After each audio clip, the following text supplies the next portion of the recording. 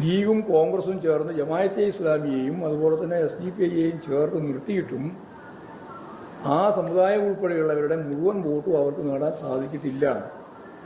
അതാണ് നമുക്ക് കാണാൻ സാധിക്കുന്നത്. ഈ രണ്ട് പ്രവണതകളെയും അതിജീവിച്ചുകൊണ്ടാണ് മതനിരപേക്ഷ ഉള്ളടക്കത്തോടെ ഇടതുപക്ഷ ജനാധിപത്യ മുന്നണി ശക്തിയായിട്ട് മുന്നോട്ടേക്ക് വന്നിട്ടുള്ളത്, പൊരുതിയിട്ടുള്ളത്. എന്നാൽ ഞാൻ നേരത്തെ പറഞ്ഞതുപോലെ മലപ്പുറം ജില്ല, അതുപോലെ തന്നെ മധ്യ കേരളത്തിൻ്റെ ചില ഭാഗങ്ങൾ, ഇടുക്കി, കോട്ടയം, അതുപോലെ തന്നെ എറണാകുളത്തിൻ്റെ ചില ഭാഗങ്ങൾ എല്ലായിടത്തും പരിശോധിച്ച് നോക്കിയാൽ നല്ല പരാജയം ഉണ്ടായിട്ടുണ്ട്. ആ പരാജയം ഉൾപ്പെടെയുള്ള കാര്യങ്ങൾ ഞങ്ങൾ വിശദമായിട്ട് പരിശോധിക്കും എന്നാണ് പറഞ്ഞത്.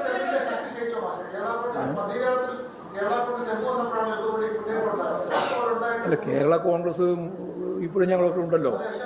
പക്ഷേ അത് ഉള്ളതുകൊണ്ട് മാത്രമല്ലല്ലോ ജയം ഉണ്ടായിട്ടുള്ളത്, ഇപ്പം പരാജയം ഉണ്ടായിട്ടുള്ളത്. രണ്ടും കാണണ്ടേ അതേപോലെ.